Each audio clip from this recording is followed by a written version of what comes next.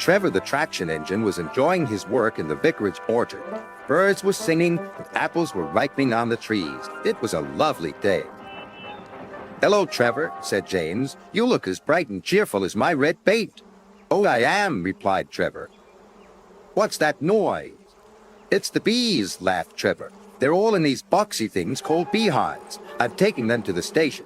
The vicar says his bees make good honey, and he's giving some of them to his friends." Just then, Boko, the diesel engine, hummed in.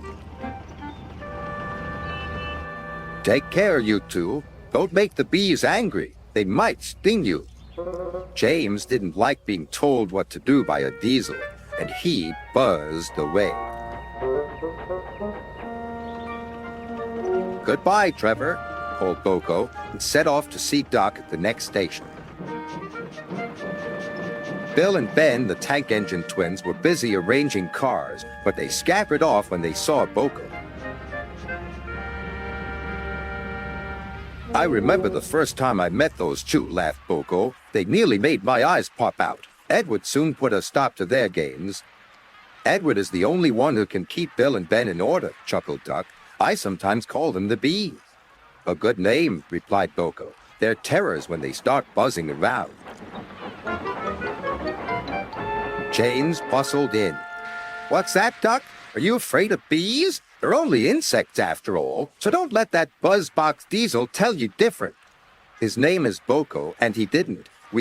I wouldn't care if hundreds were swarming around. I'd just blow smoke and make them buzz off." "Buzz, buzz, buzz," retorted Duck. The next morning, James arrived at the station to collect his coaches. The passengers were excited and keen to get on board. The platform was crowded, and the porter was in a hurry. "Mind your backs," he shouted. Then there was trouble. The beehive fell and broke open. The station cleared like magic. James heard a familiar buzzing.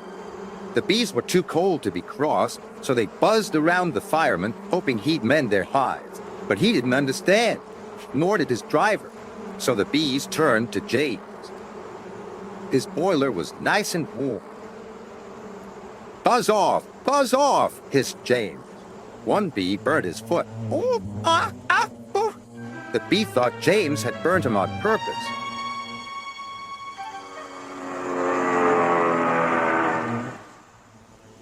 So it stung James right back on the nose. "Eee!" whistled James. He had had enough. So had his fireman and driver. They didn't notice till too late that they had left all their coaches behind. They tried everything to get rid of the bees. First they spun on the turntable, but to no avail. They tried washing them off, but the bees clung harder to James's warm boiler. Then they tried smoking them off by going through a long tunnel, but still the bees wouldn't go away.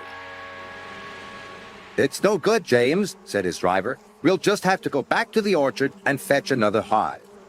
James's reply was drowned by the sound of buzzing.